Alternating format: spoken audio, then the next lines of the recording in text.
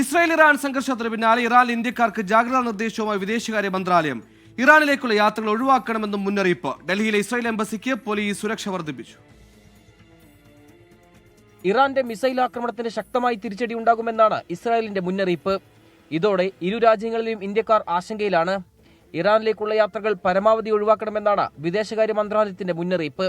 ഇറാനിലുള്ള ഇന്ത്യക്കാർ അടിയന്തരമായി ടെഹ്റാനിലെ എംബസിയുമായി ബന്ധപ്പെടണമെന്നും നിർദ്ദേശിച്ചു. ഇസ്രായേലിലെ ഇന്ത്യൻ എംബസിയും ജാഗ്രതാ നിർദ്ദേശം പുറപ്പെടുവിച്ചിട്ടുണ്ട്.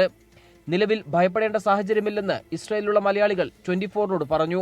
നമുക്ക് യാതൊരു അലർട്ടും ഇല്ലായിരുന്നെങ്കിലും നല്ല ഭയക്കുന്ന ഒരു സാഹചര്യം ഉണ്ടായിരുന്നത് ആ മിസൈൽ വരുമ്പോൾ. പക്ഷെ ഞങ്ങൾ എല്ലാവരും അതിനു മുമ്പ് തന്നെ നമുക്ക് അലർട്ട് ഉണ്ടായിരുന്നത് കൊണ്ട് എല്ലാവരും സേഫ് ആയിട്ട് തന്നെ ഇരിക്കുമായിരുന്നു. പശ്ചിമേഷ്യയിലെ സ്ഥിതിഗതികളിൽ ആശങ്ക രേഖപ്പെടുത്തിയ ഇന്ത്യ സംയമനം പാലിക്കാൻ ആഹ്വാനം ചെയ്തു.